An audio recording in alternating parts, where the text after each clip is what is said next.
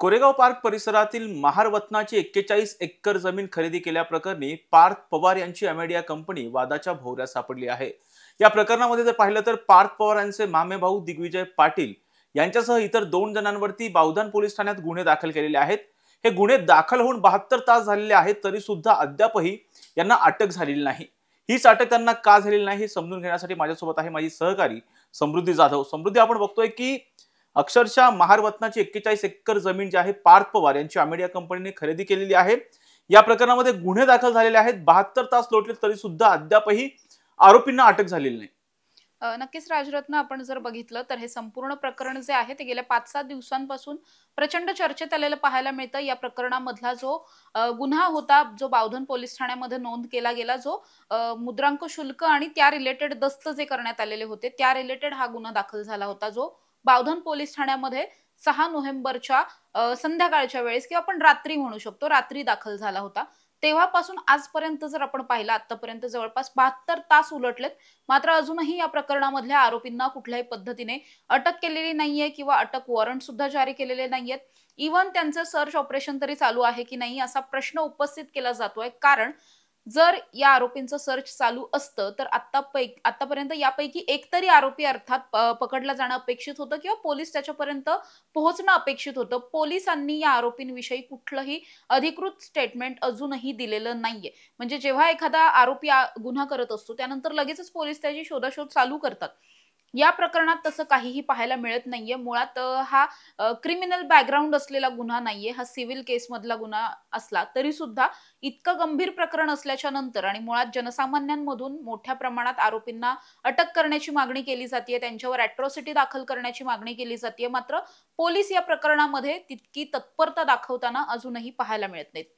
दुसरीकडे शीतल तेजवानी विषयी बोलायचं झालं तर ती सध्या भारतात नसल्याचं सांगितलं जात आहे। अर्थात या सगळ्याला सुद्धा अजून पुणे पोलिसांनी अधिकृत दुजोरा दिलेला नाहीये की ती खरंच भारतात आहे की नाही। मात्र काही सूत्रांच्या हवाल्यानुसार असंही सांगितलं जात आहे की सध्या इमिग्रेशन डिपार्टमेंट कडून तिची जी काही माहिती आहे ती मागवण्यात आलेली आहे की ती नेमकी परदेशात असेल तर ती कुठे आहे वगैरे या स्वरूपाची माहिती मागवली आहे। मात्र काहींकडून असंही म्हटलं जात आहे की शीतल तेजवानी ही भारतातच असण्याची शक्यता आहे, कारण मुळात हा संपूर्ण व्यवहार जेव्हा झाला, हे जर आपण पाहिलं तर मे महिन्यातला हा संपूर्ण व्यवहार आहे, त्यामुळे ती स्वतः इथे उपस्थित असल्याशिवाय इतका मोठा व्यवहार होऊ शकत नाही। त्यामुळे ती भारतातच असेल, मात्र कुठेतरी फरार झालेली असेल, लपून राहिलेली असेल, अशा पद्धतीचं काहीतरी असू शकतं। पण महत्वाचा प्रश्न हा की या सगळ्यानंतर सुद्धा पुणे पोलिसांनी तिला पकडण्यासाठी अद्याप कुठली कारवाई केली आहे की नाही याविषयीची कुठलीही माहिती समोर आलेली नाही। दुसरीकडे दिग्विजय पाटलांचं बोलायला गेलं तर त्यांचंही अगदी सेम तसंच प्रकरण आहे की तेही आता नेमके कुठे आहेत, काय आहेत याविषयीची कुठलीही माहिती पोलिसांनी दिलेली नाही। पोलीस त्यांना शोधतायत की नाही हे देखील माहित नाहीये। तिसरीकडे आपण जर बघितलं तर रवींद्र तारू जे या सगळ्या प्रकरणामधले प्रशासकीय अधिकारी आहेत त्यांचं ऑलरेडी निलंबन झालंय, मात्र अटक अजूनही झालेली नाहीये। त्यामुळे मुळातच या प्रकरणामधल्या आरोपींना पोलिसांना अटक करायचीच नाहीये का, असा एक महत्त्वाचा प्रश्न आहे। की मग या सगळ्यामध्ये काही टेक्निकल गोष्टी असतात, म्हणजे अगदी कलमांवरती सुद्धा डिपेंड असतं की आपण आरोपीला अटक करू शकतो की नाही, मग त्याला किती दिवसांपर्यंत कस्टडीत ठेवता येईल किंवा त्याची बेल कधी होऊ शकते, अशा पद्धतीने अनेक टेक्निकल गोष्टी या सगळ्यामध्ये असतात। त्यामुळे मुळातच हा जो काही गुन्हा दाखल करून घेतला, या गुन्ह्यामध्ये आरोपींना तातडीने अटक करण्याविषयीचं काही सांगितलं गेलंय की नाही, हा एक महत्त्वाचा प्रश्न आहे। आणि जरी तसं असेल किंवा तसं नसेल तरी सुद्धा ऍटलिस्ट चौकशीसाठी तरी या सगळ्या आरोपींना ताब्यात घेणं गरजेचं होतं। आपण थेटपणे अटक नको म्हणूया, पण ऍटलिस्ट ताब्यात तरी घेऊन त्यांची चौकशी होणं अपेक्षित होतं, जसं अजूनपर्यंत काहीही झालेलं नाहीये।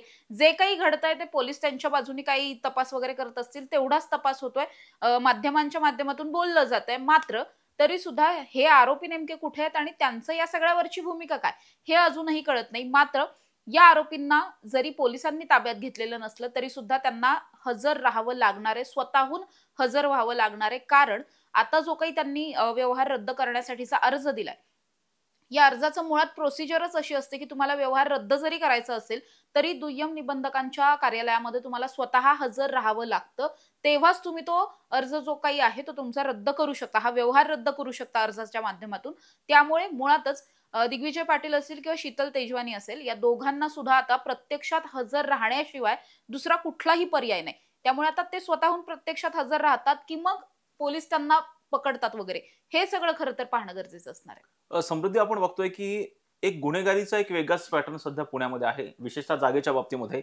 जैन बोर्डिंगच्या जागेचा जो वाद झालेला होता, त्यानंतर तो सगळा व्यवहार रद्द झाला, परंतु या प्रकरणामध्ये कोणावरही, म्हणजे अर्थात चॅरिटी कमिशनरने सुद्धा कोणावरती गुन्हा दाखल करण्याचे आदेशच दिलेले नव्हते. अगदी या प्रकरणामध्ये सुद्धा बघितलं तर अजित पवार यांचे पुत्र पार्थ पवार अडचणीत आहेत.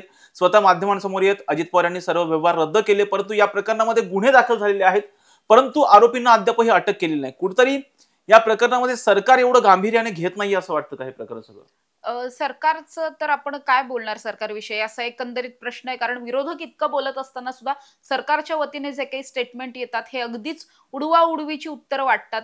कारण आपण जर पाहिलं तर अजितदादा असं म्हणतात की मला याविषयीची माहिती नव्हती, किंवा मी इतक्या वर्षात कधी चुकीचं काही केलं नाही, मी कुणाला चुकीचं करू देत नाही, अशा पद्धतीचे स्टेटमेंट त्यांचे येतात. दुसरीकडे मुख्यमंत्री म्हणतात की चौकशी जे काही असेल ती करू आणि त्याच्यानंतर दोषी आढळलेल्यांवरती कारवाई होईल वगैरे. आज सकाळी मुरलीधर मोहोळ सुद्धा अगदी तसंच म्हटले की चौकशी अंती जे कोणी दोषी असतील त्यांच्यावरती कारवाई होईल. मात्र या जे कुणीच्या काय म्हणू शकतो, या डेफिनेशन मध्ये नेमकं कोण बसणार आहे, हा सगळ्यात महत्वाचा प्रश्न आहे. कारण या प्रकरणातलं हे प्रकरण मुळात चर्चेत आलं त्या एकाच नावामुळे, जे नाव आहे पार्थ पवार.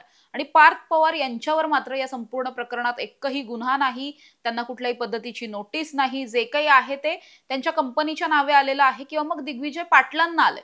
दिग्विजय पाटील हे मुळात या कंपनीमध्ये केवळ 1% पार्टनर आहेत. म्हणजे आपण त्यांना ना के बराबर असा एक शब्द आहे हिंदीमध्ये, तशा पद्धतीचे ते पार्टनर आहेत. ज्या व्यक्तीकडे या सगळ्यातली 99% भागीदारी आहे, त्या व्यक्तीवर गुन्हा दाखल होत नाही. मात्र केवळ 1% भागीदारी असलेल्या व्यक्तीवरती गुन्हा दाखल होतो. टेक्निकल गोष्टी या सगळ्यामध्ये आहेतच, मात्र जनसामान्यांची जी काही मागणी आहे, किंवा मुळात हे प्रकरण चर्चेत ज्या व्यक्तीमुळे आलं, ज्या व्यक्तीच्या नावामुळे आलं, ती व्यक्ती कुठे आहे, त्यांची चौकशी का नाही, त्यांचं नाव या एफ आय आर मध्ये का नाही.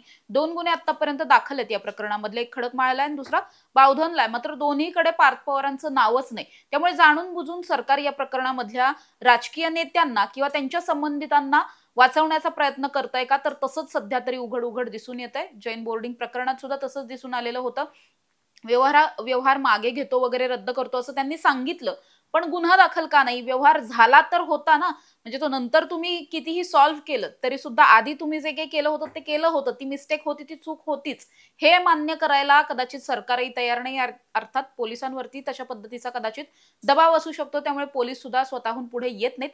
विशेष म्हणजे या सगळ्या प्रकरणामध्ये जेव्हा मी स्वतः सामाजिक कार्यकर्ते असलेले विजय कुंभार यांच्याशी बोलले, तेव्हा त्यांनी सुद्धा असं सांगितलं होतं की हे संपूर्ण प्रकरण जर आपण पाहिलं तर महसूल मंत्री असलेल्या चंद्रशेखर बावनकुळे यांच्या अखत्यारीतलं हे प्रकरण आहे. त्यामुळे खरं तर पोलीस कधी गुन्हा दाखल करतील किंवा कोणतरी तक्रार देईल पुढे येऊन वगैरे, अशा पद्धतीने त्यांनी कुठेही प्रतीक्षा न करता स्वतःहून खरं तर कारवाई करणं, त्या खात्याचे ते मंत्री आहेत, त्यांनी चौकशीचे आदेश देणं किंवा त्यांनी या सगळ्यावरती कुठेतरी लक्ष ठेवणं, त्यांची प्रतिक्रिया येणं हे गरजेचं होतं. मात्र महसूल मंत्रीच मुळात तसं करताना दिसत नाही. त्यामुळे अर्थातच या सगळ्या राजकीय नेत्यांना किंवा त्यांच्या संबंधितांना वाचवण्याचा प्रयत्न असल्याचं उघड उघड दिसून येतं. समृद्धी, आपण बघतोय की जर तुला आठवत असेल तर ज्यावेळेस धनंजय मुंडे, जे की विधान परिषदेचे विरोधी पक्ष नेते होते, आणि ज्यावेळी पंकजा मुंडेंवरती थेटपणे आरोप झालेले होते चिक्की घोटाळ्याचे, त्यावेळेस थेटपणे धनंजय मुंडेंनी विधान परिषदेमध्ये पंकजा मुंडेंचा राजीनामा मागितलेला होता. आणि त्यावेळेस त्यांनी एक विधान केलं होतं की कौटुंबिक नाते जे आहेत ते वेगळीकडे आणि दुसरीकडे मी राजधर्म पाळतोय. अगदी तशाच पद्धतीने पाहिलं तर सुप्रिया सुळे ठोसपणे त्यांनी असं वक्तव्य केलं नाही, की त्यांनी फक्त एवढंच म्हटलं की पार्थ असं काही करेल मला वाटत नाहीये. नक्कीच या संपूर्ण प्रकरणामध्ये आतापर्यंत जर आपण पाहिलं तर राष्ट्रवादी शरदचंद्र पवार पक्षाच्या वतीनं अजून कुणीही स्ट्रेट फॉरवर्ड विरोध केलाय असं आपण म्हणू शकत नाही. कुठेतरी बाजूही घेतली असं आपण म्हणू शकत नाही. मात्र न्यूट्रल राहण्याचा प्रयत्न त्यांनी या सगळ्यामध्ये केलाय. पार्थ पवार स्वतः सुद्धा असं म्हटले की या प्रकरणात मी काहीही चुकीचं केलेलं नाहीये. कदाचित त्यांना हे चुकीचं वाटत नसेल, मे बी. पण मग तसं असेल तर मग कोण चुकीचं आहे, किंवा इतके सगळे लोक जर त्याला चुकीचं म्हणत असतील, गुन्हे दाखल होत असतील, प्रशासकीय अधिकाऱ्यांचं निलंबन होत असेल, इतकं सगळं होत असताना काहीतरी चुकलेलं नक्कीच आहे ना. त्यामुळे या प्रकरणामध्ये तुम्ही खरं तर कौटुंबिक न राहता, भावनिक न होता, यामध्ये टेक्निकल गोष्टी काय आहेत, लीगल गोष्टी काय आहेत, कायदा काय सांगतो, घटना काय सांगते, या सगळ्यावरती बोलणं गरजेचं असतं. तशा पद्धतीने कुणीही बोलताना दिसत नाही. अर्थातच मुळात या सगळ्यात अजितदादांचा राजीनामा मागितला गेला होता. चर्चा ही सुरू होती की ज्या दिवशी या संपूर्ण प्रकरणामधलं परवाच्या दिवशी एक आंदोलन झालेलं होतं, ज्या मूळ जागा मालकांनी हे आंदोलन केलं, त्यावेळी सुद्धा उपमुख्यमंत्री अजित पवार मुख्यमंत्र्यांच्या भेटीला गेलेले होते. 2-2.5 तास त्या दोघांचीही चर्चा झालेली होती. त्यावेळी कदाचित अशी शक्यता वर्तवली जात होती की या संपूर्ण आरोपांनंतर अजित पवार कदाचित त्यांच्या पदाचा राजीनामा देतील असं म्हटलं जात होतं. कारण अर्थातच राज्यभरातून त्यांच्या राजीनाम्याची मागणी होत होती. मात्र अर्थात तसं काही झालं नाही.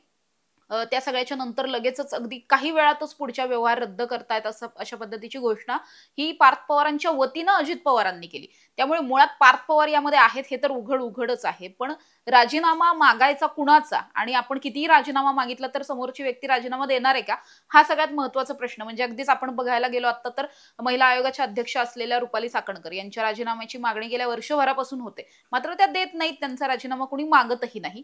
आणि त्यामुळे अजितदादांचा राजीनामा जरी मागितला गेला तरी सुद्धा ते देणार नव्हते हे सगळ्यांना माहित होतं. देतील अशी चर्चा चालू झाली. मात्र त्या चर्चा सुद्धा आता थंडावलेल्या पाहायला मिळतात कारण व्यवहारच रद्द झाला. पण व्यवहार रद्द झाला म्हणजे तुम्ही चूक केली नव्हती हे जे काही भासवण्याचा प्रयत्न आहे किंवा जैन बोर्डिंग प्रकरणामध्ये जेव्हा व्यवहार रद्द झाला त्यानंतर कुणीच त्यावर बोलायला तयार नाही किंवा त्या प्रकरणातला गुन्हा का दाखल झाला नाही, त्या प्रकरणामध्ये जे दोषी होते त्यांच्यावर कारवाई का झाली नाही हे बोलताना कुणीच पाहायला मिळत नाही. म्हणजे अगदी विरोधकही पाहायला मिळत नाहीयेत. त्यामुळे मुळात या सगळ्यामध्ये राजकारण्यांना वाचवण्याचा थेटपणे हा सगळाच प्रयत्न दिसून येतो आणि विरोधकांकडून सुद्धा हा विरोध लावून धरण्यात कुठेतरी ते सुद्धा कमी पडतात असं वाटतं. एका बाजूला अजित पवार हे पुण्याचे पालकमंत्री आहेत तर दुसऱ्या बाजूला जर पाहिलं तर निलेश घायवळ प्रकरणामध्ये इंटरपोलकडून रेड कॉर्नर नोटीस दिली जाते निलेश घायवळला. परंतु पुणे पोलिसांकडून ज्या पुण्यामध्ये हा गुन्हा घडलेला आहे त्या गुन्ह्यामधले ज्यांच्यावरती गुन्हा दाखल सुद्धा झालेला आहे ते आरोपी पुणे पोलिसांना का सापडत नाहीत हा सुद्धा एकदा प्रश्नच आहे. या सर्व घटनेचे अपडेट नेमके काय असतात हे आम्ही तुम्हाला सांगणार आहोत. यासाठीच पाहत राहा टॉप न्यूज मराठी. आपला महाराष्ट्र आपली बातमी.